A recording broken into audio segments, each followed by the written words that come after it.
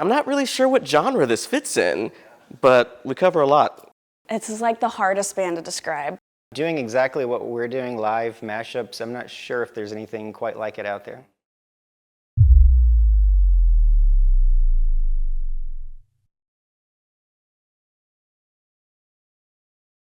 So I'm from Denton originally, and I just started playing violin in school orchestra. So really all this, I'm a fiddle player, so I've in the past played in a Western swing band, and so nothing like what I'm doing now. But really all this began back during COVID when I guess in a moment of musical boredom, I just had this random idea to take a music video and to swap all of the audio and to change the genre of it. And it kind of took off, and I just kept making these things. So a lot of what you would hear in a live show is the lyrics of one song, famous song, set to the music of another song. So kind of a live mashup performed on stage by actual musicians. It's kind of a unique thing. There's certainly a lot of humor-related artists, like Weird Al Yankovic comes to mind. He actually follows the channel, which is kind of funny. But yeah, doing exactly what we're doing, live mashups, I'm not sure if there's anything quite like it out there. A couple of these guys I knew from past music projects, and from there we just sort of networked trying to find a range of people that could cover all these different genres, because it's kind of all over the map. It's not a real easy band to find musicians for. There I Ruined It was literally just the first name that popped in my head when I first posted this random video on YouTube, and just stuck with it. I think there's an element of subversion, this idea of taking a song and doing something you're not supposed to do with it, taking a rap song and making it country, vice versa, and there's just something unexpected about it that people really liked. One of the early songs I did was a polka rendition of Straight Outta Compton, which created some interesting humor and opportunities there. Lately I've been experimenting a lot with AI now that that's come out. So for example, I have a version of Johnny Cash singing Barbie Girl, all done in good humor, I hope, but you know, it's presented a lot of interesting opportunities with the AI. Yeah, so what we do is parody, which is protected as a First Amendment speech right these days. And so that pretty much covers us either as, you know, cover songs you're allowed to do and parodies you're allowed to do. That also is helpful with the AI, because obviously we don't want to mislead anybody in what we're doing when I do post something online with AI, but it's, you know, if it's clearly labeled and clearly for parody purposes. It's always great when the victims, if you will, of what I'm creating end up seeing the song. So Snoop Dogg is one example. He posted a reaction video. Ed Sheeran, there's been quite a few artists that have ultimately seen the works, and it's pretty much universally positive, their reactions to it. So this is always, the social media part of this has always just been me in my back room tinkering away. And so when I decided to bring that to a larger band, there was a lot of discussion about what does this look like on the real stage? What kinds of, you know, mashups and covers can we even pull off live? And so yeah, that was definitely something that was fun to experiment with in rehearsals. It is weird, because when you post something on social media, you know, you can see on your phone it's getting millions of views, which is kind of weird and surreal. But to actually, you know, meet these people in the flesh at a live concert here in town and have that kind of back and forth connection is really awesome.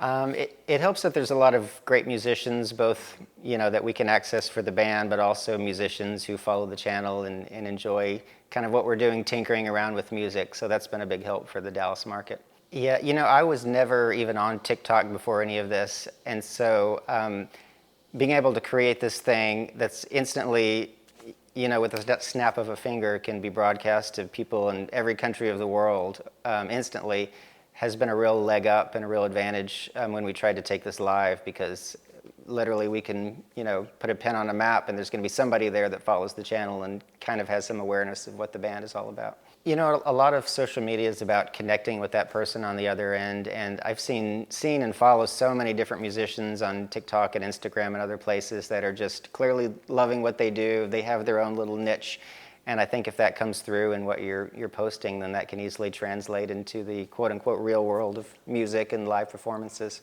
There's just something about particularly playing with people and improvising. That's the kind of music that I really like, getting together with people, jam sessions and different bands I've been in over the years. And yeah, why that speaks to me more than other art forms, I can't say, but to me, the combination of combining this thing I love, which is music, with this weird sense of humor that I've always had, is kind of a perfect creative opportunity. So I played violin in school, just from elementary to high school, and I wouldn't have dared call it a fiddle back then. But my dad was in a country band, and I kind of got into Western swing music in college. So really the same instrument, just two different names for it. But yeah, I was really drawn to just the free spirit and kind of jazz and improvisation that all is wrapped up into Western swing music, which was really big around these parts back in the 30s and 40s. So one good thing about being able to sort of test these arrangements first before we take it to the live band is I can see what resonates and what's popular. If it goes viral, then there's a good chance that we can kind of extrapolate that into a full version of the song and go from there. So that's been helpful. But yeah, these guys are all pros, and just being able to give them the nugget of an idea and to finish that out into all their different respective instruments has been really fun. One of the challenges I always face with the social media part of it is all these copyright issues dealing with the records, because the fans and even the musicians pretty much universally get and like what I'm doing, but when it comes to the record labels, that's a different story. And so there's a lot of battles and copyright strikes and takedowns and things that I have to deal with, which is unfortunate because I'm just trying to have fun at the end of the day. But actually, a few months ago, somebody alerted me to the fact that one of these songs was used at the beginning of a congressional hearing on AI. So they played my Barbie Girl Johnny Cash remix to kick off this congressional hearing on AI. And so in that context, it's just really weird. I was sitting there thinking, am I in trouble? Like, what did I do? And ultimately, nothing happened of it, but just it's kind of surreal seeing, these congressmen you see every day talking about this dumb thing I made in my back room. YouTube is the challenge. Yeah, it's TikTok and Instagram are kind of the Wild West, but yeah, YouTube, anything, even just a straight cover song, it's going to get demonetized. And so if you're lucky, it'll stay out, but it almost always makes money for the record labels and not the creator itself, which is unfortunate. There's always the pull-down menu of what genre is this band. Exactly. I don't know how to answer that. Is it? What are y'all labeled? What is your genre? If there's comedy, I'll pick comedy, but even that isn't exactly descriptive of it, I don't feel. I think it's, we try to always elevate the level of musicianship. People don't always know what to expect when they show up to a show. And yeah, we try to take it above just a cheap laugh and actually put some musical work into it. But it is hard to say. It's probably less about an age or gender or anything like that, as much as just this mentality of, having a bit of a subversive sense of humor and wanting to tinker around with things that. I'm trying to think of how to word that. Nothing is sacred, I'll say, musically. So I remember I was sitting at dinner one day and I saw the notification of the account follow me on Instagram, and I clicked on it and I was like, this account has a lot of followers. Why did an account with millions of followers just follow me? That's interesting. And then I start looking at it and this is really funny. A bunch of celebrities follow them. That's so cool. But then I got a message from Dustin, who runs the channel, and I was recommended to him by another singer that I work with in a different band. It turns out the Dallas music scene is pretty small. Once you know someone, you somehow know everyone. So he reached out to me about sending over some recordings for an audition, and I jumped at the opportunity, and the rest is history now. So when was that? How long ago was that? That was about 2 years ago. Okay. I don't know, 2 years ago. It's the hardest band to describe, but I would say every genre, every decade, every style of music mashed into one in a delightfully funny, weird way. Delightfully, that's the word. In a delightfully fun and weird way. Yeah, the best thing about the live performances is seeing the people. You can see the numbers online, but then in person you're like, oh, those aren't just likes from bots. These are real people that actually connect with this craziness somehow. So it's surreal to see that in person. I think my favorite part is just seeing what Dustin comes up with in his alone time, because he's this genius, this hilarious genius, musical genius as well, and seeing him send over these AI versions of these songs because they don't exist. He has to create them in his brain and then create them, and then we have to recreate it. So yeah, just listening to these AI computer-made things and then us as people making that into real music. I think a big part of it is TikTok. I think the music industry is really ran by TikTok right now. All the top songs on the Billboard charts are because of TikTok, these songs going viral on TikTok. So when you add AI into the mix, I think it catches people's attention because it is somewhat newer.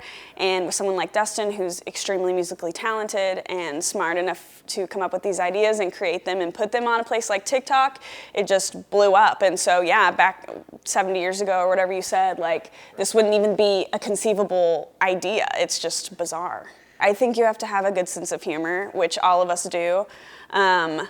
I think you have to be quirky, and I think you have to not be afraid to be silly and like make fun of yourself. Like I feel like a lot of people maybe would get like embarrassed doing some of the things we do. I mean, we have a song where we meow. And so I had someone come up to me after one of the shows, they're like, Anna, I don't know if I'm allowed to say this, you can cut it out, but they're like, Anna, you have some balls. And I was like, it doesn't seem like that to me, it just comes naturally to me. Found out about this about 2 years ago. I was contacted by Dustin, and I had seen these videos before at some point, and was just like, man, it'd be really cool if these were live one day. And it was actually pretty amazing for him to hit me up about this. So I first heard about him about a couple of years ago, and I got the message from Dustin, and I was immediately on board after seeing the videos, and it's been a fun ride ever since. If you get Weird Al and Richard Cheese, put them in a blender, add in postmodern jukebox, and just absurd hilarity, you have us.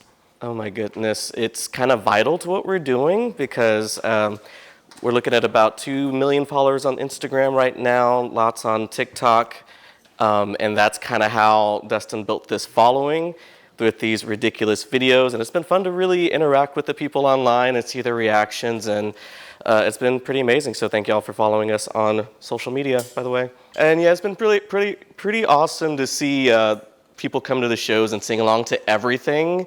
Especially seeing people laugh. I've been in the music industry for about 10 years now, and I've never been part of something that made people laugh like this, and it's been incredible to have that effect on people. I started when I was at a young age. I was in like the little church choir, and then I grew up and just got exposed to more music around the world, and I think it was high school where I was finally exposed to the Beatles, of all things, and I was just like, where has this been? So I think rock was like my first love of music.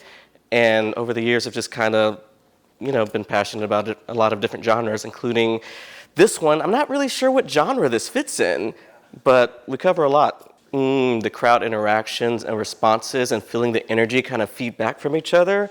I love that. And having everybody on stage, like the live aspect. Sometimes you never know exactly how it's going to go down, but when it's live, it's just like electric, I think it has an amazing effect to bring so many different people together that would normally never interact.